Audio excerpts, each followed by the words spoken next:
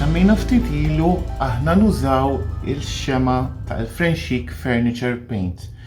U xem available bħala kuluri ġi daw li tistaw intom tużaw fuq l-amara tagħkom. Ħanibdew bil-Clear Wax. Mela, il-Clear Wax dan huwa bott li kważi spiċċa huwa ikun dan il-kulur.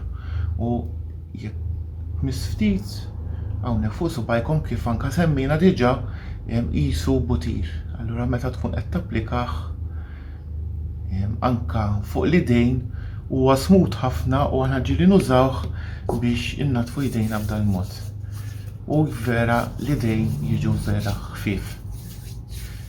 Ħafna drabi issaqsuna għal xiex jintuża il-Clear Wax. Mela, kif ġattilkom ukoll l-ewwel ħaġa biex tippreservaw l-amara tagħkom biex tikkoreġu l-Browning Wax u anke f'episodji oħrajn li diġà urejnikom tista' tużah għal meta tisbuħ id-drab, ġifieri meta intom għandkom siġġiet pereżempju tixtiequ tisbaw id-drab, tistgħu taraw kif ġa semmejtilkom episodji oħra. Fl-aħħar tagħti żewġ passati bil-Clear Wax biex id-drab biex iż-żeba tirtab u d-drab jibqa' tajjeb biex tpoġġi fuq u ma tinqasamx iż-żeba. Issa il-Clear Wax issa tużah direttament fuq l-injam, ġifieri jekk għandkom biċċa mara li intom tixtiequha tħalluha fuq l-injam kif inhi u hemmhekk tapplikaw dan il-wax biex tagħtu sustanza lill-injama. L-injama bażikament ikollha bżonn dak it-tip ta' sustanzi bħal f'dal-każ hija il-wax biex tissaħħaħ l-injama. U jintuża wkoll biex jekk għandkom xi materjal tal-ġilda li tixtiequ tagħtu ftit ħajja jew inkella triduha tidher iktar nadifa, allura fuq il-ġilda tagħtu tapplikaw passata Clear Wax.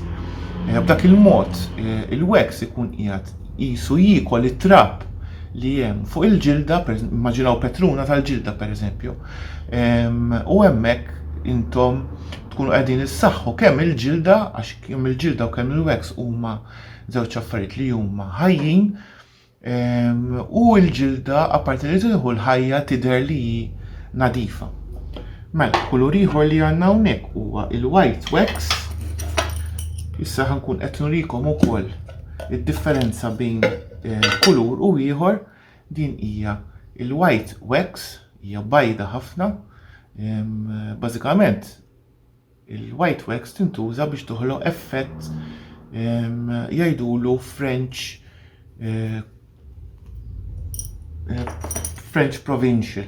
Ġifieri meta intkom għandkom kuluri bħal ċilesti bħal l-aħdar bħal roża u tixtiequhom jidhru u iktar unique, iktar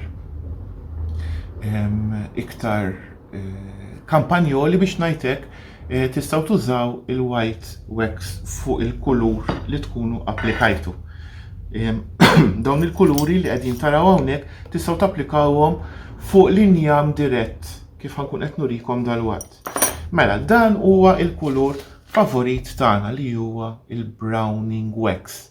U l-Browning Wax ovvjament jiġi fuq il-kannella, meta tarah tieħu qatax taraħ skur ħafna ma mbagħad meta tiġi biex tapplikah huwa vera joħloq effetti sbieħ. U mbagħad għandna id-Defining Wax. Defining Wax huwa grease.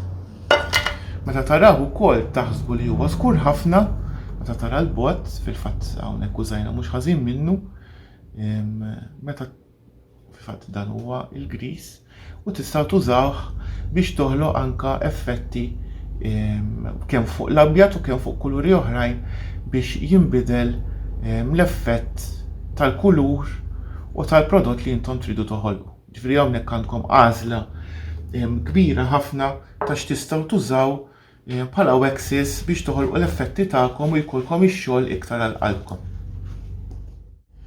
Hawnhekk ħankun qed turikom kif tapplikaw il-Browning Wax. Mela, Għandna l-bott tal-wax qiegħataw, għandna il-pinsell, tal-każ il-pinsell ħadimnieh diġà biex inkun nistgħu nerġgħu nużawh, għandna il-wiċċ, issa f'dal-każ din l-injama għamilnila preparajnila ftit raised stenciling biex hawnhekk issa tkun tistgħu taraw kif jinħoloq l-effett. Mela, għamilna l-browning wax mal-pinsell u bdejna napplikaw fuq kollox, fuq l-injama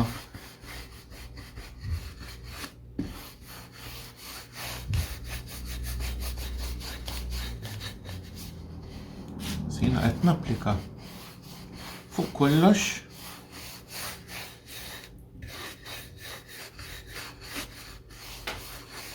issa kif qegħdin taraw il-xema il-wax qiegħda tinxtorob anke mill-injama dak kif isser li l-injama kienet aċċana għal ftit sustanzi u b'dak il-mod jiena neħħejt l-eċċess tal-wax u hekk tistgħu taraw l-effett li diġà ħloqna kemm applikajna ftit browning wax fuq kollox. Allura hawnhekk intom tistgħu taraw ukoll id-distinzjoni bejn raised stenciling u anke l-effett tal-injama. Mela, din ħanħalluha kif inhi bħala l-ewwel eżempju, issa ħanużaw għandna biċċa injama hawnhekk misbuha bil-mustard u ħanagħmlu l-istess proċess bil-browning wax. Mela, ħanapplika il-browning wax fuq l-injama. Issa, jekk jiena dan il-kulur kif inhu, hawnhekk tistgħu taraw id-distinzjoni bejn waħda u oħra, għaw dan il-kulur naturali u dan bil-browning wax. Jekk jogħġobna kif inhu, nħalluh kif inhu mingħajr ma missuh nħalluh jinxef. Jekk irridu niċċaraw ftit, allura kemm napplikaw naqra ċarruta u nneħħu l-eċċess.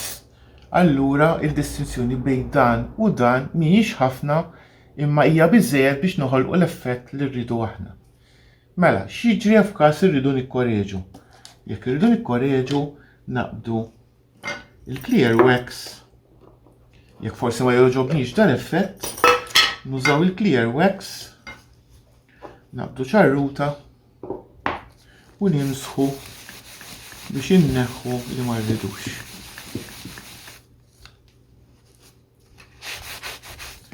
Issa meta semmejtilkom li l-clear wax jikkoreġi, hawnhekk ħallejtilkom ftit nagħmililkom hekk biex taraw id-differenza bejn mela hawnhekk din l-istriċċa li applikajna bil-browning wax. Issa jekk irridu inħassru inneħħu l-browning wax kemm nużaw il-clear wax u hawnhekk qegħdin taraw id-differenza bejn fejn naddafna u fejn ħallejna bil-browning wax.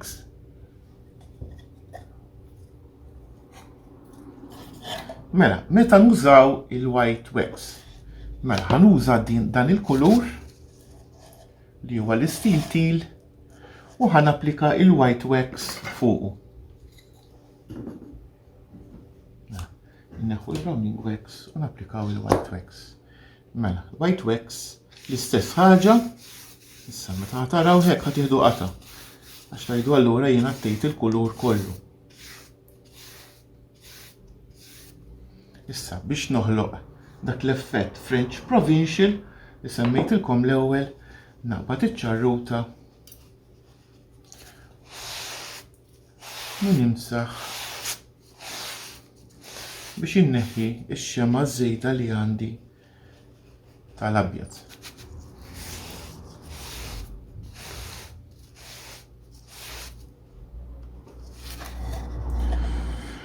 U hekk ħloqna effett ieħor, bażikament ħareġ effett ta' ġiex kuluri, ħafna drabi da jintuża biex jinħoloq stil shabby chic jew inkella stil barn style jew kif ġa semmejna l-French Provincial, allura hekk inti toħloq effett fuq it-tnejn.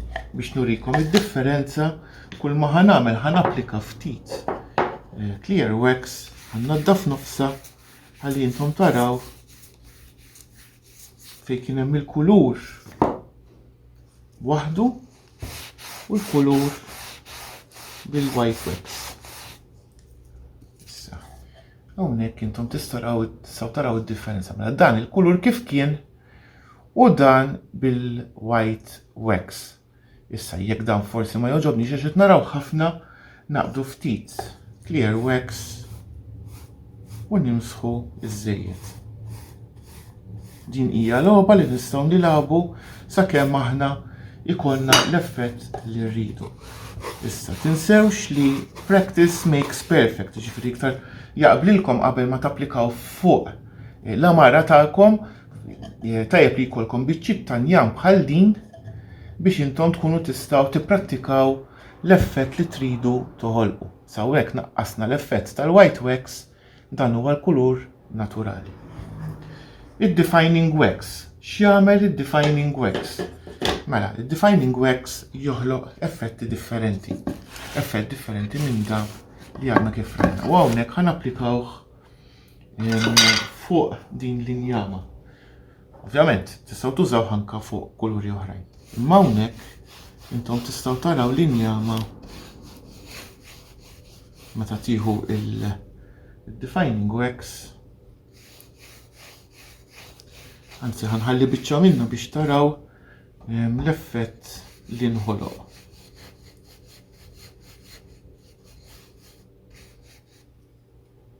Mela applikajna il-defining wax, neħħejna l-eċċess u hawnhekk tistgħu taraw id-differenza. Din l-injama kif kienet u din l-injama li baqgħet tidher injama imma ħareġ dal-effett gris fuqha.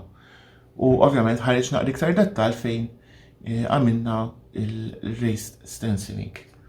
Mela, bl-istess mod, ħanerġa' nuża il-white wax fuq din l-injama biex intom taraw id-differenza minn injama plain, ħanħalli din naħa plain u din naħa bil-white wax. Ikun hemm uħud minnkom insaqsuna immandi din dal-injam, dal-wiċċ ta' din il-gradenza pereżempju, jkollkom gradenza u l-wiċċ tixtiequ tħallu fuq l-injam. Imma l-injam ikun skur ħafna. Li jiġri tistgħu tagħmlu intom tapplikawh wara li tixkatlaw tapplikaw il-white wax biex tiċċaraw il-kulur tal-injama. Issa b'dan il-mod hawnhekk intom tistgħu taraw anke id-differenza. Mela hawnhekk ħallejnieh fuq l-injam u hawnhekk applikajna il-white wax. Bil-white wax l-injama ċċarat iktar ħolqot dak l-effett li huwa b'xi ftit jew wisq bajdani ovvjament, imma fl-istessin il-vina baqgħet tidher. Issa l-aħħar ħaġa ħafna minnkom jistaqsuna imma jiena nixtieq wax, kulur differenti. U hawnhekk kif spjegajnilkom anke fil-bidu x'tistgħu tagħmlu meta tħaltu il-kulur mal-wax. Issa f'dal każ jiena rrid wax skur ħallat clear wax mal-blackjack. Allura inħoloq dan il-kulur. Ġeneralment it-taħlita tkun 50-50 ġifieri marfa wax u marfa kulur ma tkomx għalfejn tħaltu ħafna jekk il-proġetti jkunu żgħar biex ma taħlux. U f'dal każ naqbad din l-injama u ħantija kulur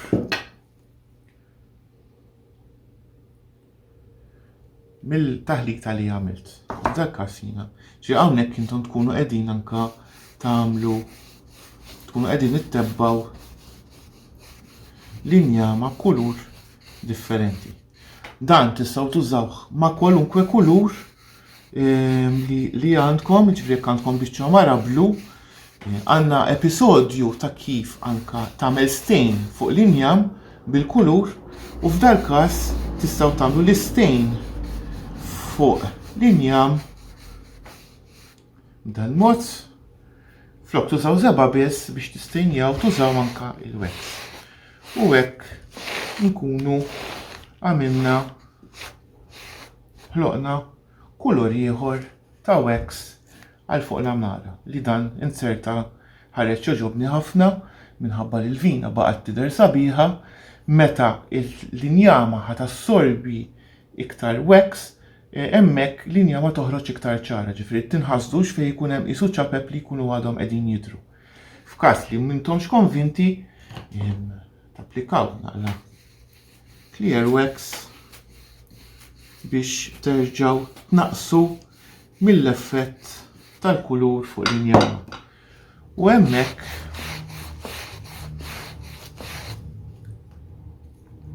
l-linjama hawnhekk ħarġet iktar tidher, il-vina ħarġet xorbot il-kulur imma l-linjama baqgħet tidher kif inhi. Meta tkunu tridu dan l-effett faċilment tistgħu tħaltu il-kulur mal-wax u tapplikaw dirett fuq injama ovvjament wara li tkun tnatfet u ġiet xkatlata biex l-injama tkun tista' tossorbi u toħloq dan l-effett. Allum wasalna għall-aħħar ta' dan l-episodju, nispera li kien ta' interess għalikom bħalma kien ta' interess għalina llum ikkaverjajna prattikament kull aspett fejn jidħol il-wax għall-amara. Aħna bħal dejjem ngħidulkom nużaw il-Frenchic Furniture Paints, f'dal-każ nużaw il-waxes tagħhom ukoll kif anke ddiskutejna għaliex u x'tistgħu tagħmlu biex toħolqu dawn l-effetti kollha u ovvjament ħafna affarijiet oħra li ddiskutejna llum.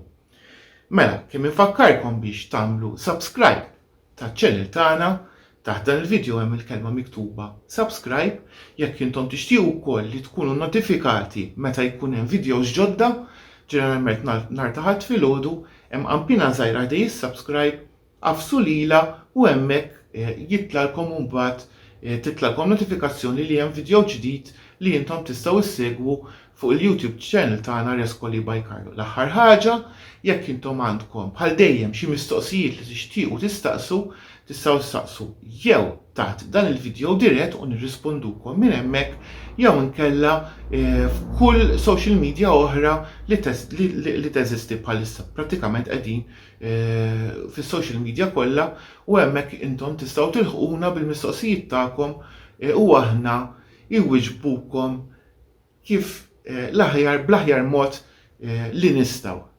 Grazzi ħafna, nintaqgħu darb'oħra għalissa ta'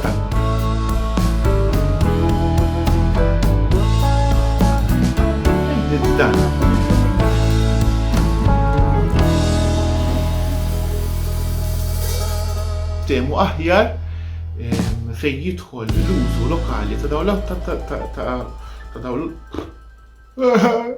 le